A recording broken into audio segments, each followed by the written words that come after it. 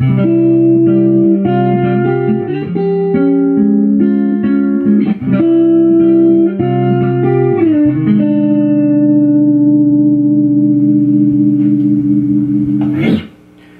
before we begin, I know what you guys are all wondering. Hector, why are you wearing sunglasses indoors?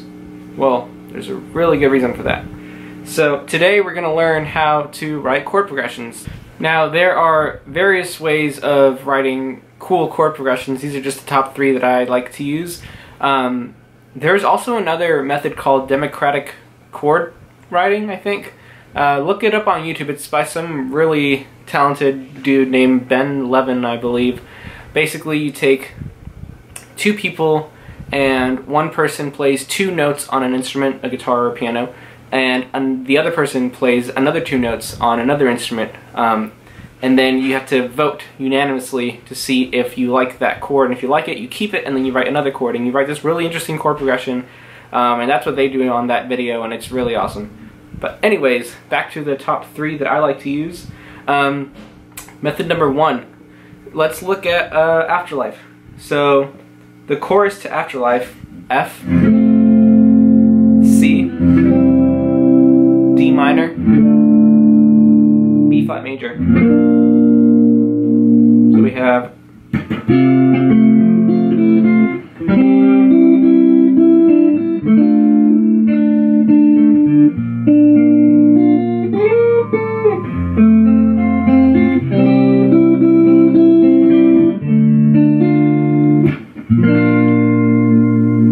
So what you could do is take that chord progression and make your own melody out of it. You can also tweak it up a bit if you want. Let's say instead of playing those chords in that order, you could go.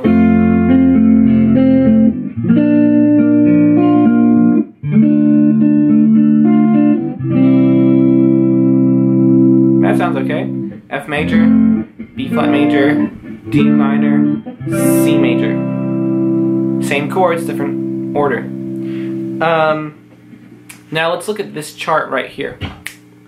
So if we look at the original Afterlife chord progression, we see that F is the 1 chord of the F major scale. And then we have C, which is the 5 chord. And then we have D minor, which is the 6 chord. And then we have B flat major, which is the 4 chord.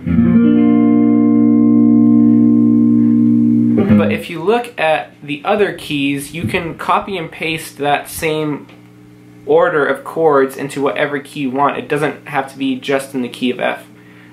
So if we do this in the key of C, if you look at the chart, we have C major, G major, A minor, F major. Same chord progression as Afterlife, different key. You could apply it to your own song.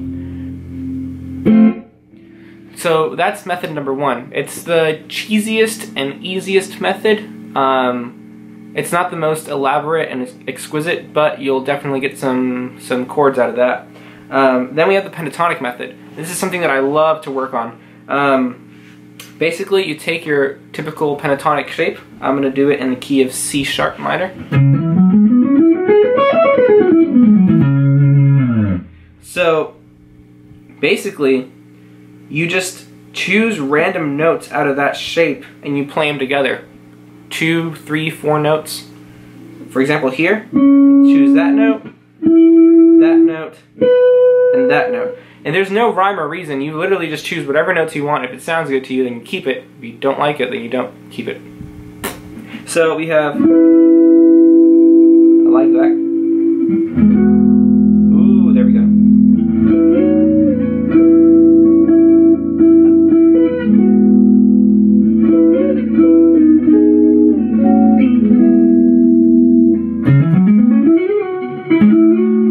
And the really cool thing is that you base those chords off of the pentatonic scale, so if you want to solo over it, the pentatonic scale is going to definitely work perfectly over it because that's what it's based off of.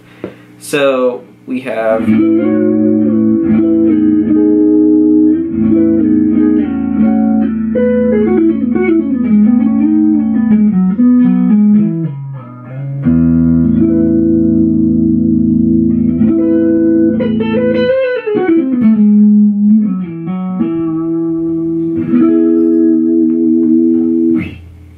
the pentatonic method. And the last method is the Astral Realm method. If you guys don't know what Astral Realm is, it's a song that my singer Abby and I wrote, and it's very ambient. It's the only song I've ever written that doesn't follow music theory. I just kind of put my fingers on the neck and let my ear do the work. This is the most abstract method of writing chords, but give it enough time and it'll definitely come up with some very interesting ideas. So something Astral Realm relies heavy upon is something that I like to call harp chords. I know Sin uses these a lot, but he doesn't call them harp chords, he just calls them pedal tone chords or something like that. But essentially, you take a chord that you know, for example, C major. I'm using the A shape of C major. But you take advantage of the open strings. So I'm going to use, let's say, open G and open E. So I'm going to have this shape. Pretty much breaking that down, I have my pointer on the 3rd fret of the A string, ring finger, 5th fret of the D string, open G, pinky 5th fret of the B string, and open E. And this is what I like to call the major shape. This shape is pretty much movable anywhere, but it doesn't work for every single major chord, just because open G and open E isn't going to sound right with the chords that don't have those notes in the key. For example, E major, using that shape, not too hot. But you basically use your ear and you move it around and see what you like.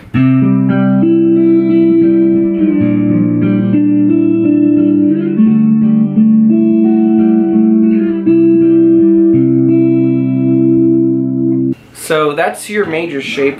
Your minor shape is pretty much very, very similar. Going back to C, the only difference is that instead of having your pinky on the 5th fret of the B string, you're going to use your middle finger on the 4th fret of the B string. And like I said, not every single chord using that shape will sound good because sometimes it won't be in that key. For example, C minor using this shape doesn't sound too hot just because you have that E natural and C minor has an E flat. But if you move it down here to B, very pretty.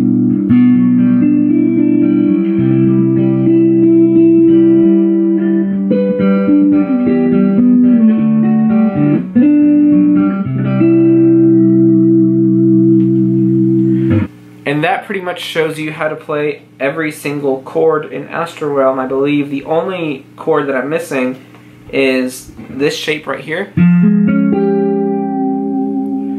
And pretty much all I did was I took this A shape, like you know how to play A right here, moved it up to some random place on the neck, and I added these 2 fingers. So I have my ring finger on the 8th fret of the A string, pointer on the 6th fret of the D string, also barring pointer 6th fret of the G string, and then pinky 8th fret of the B string. And I just really liked how that chord sounded, so I added it to the chord progression.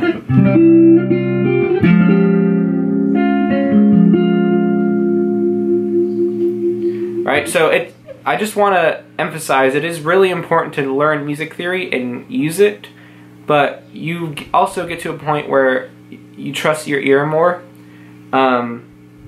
because sometimes these things don't make sense in the books, but they just sound good. So you have to learn how to balance it. That's currently what I'm trying to work on. So you get these really nice chord progressions.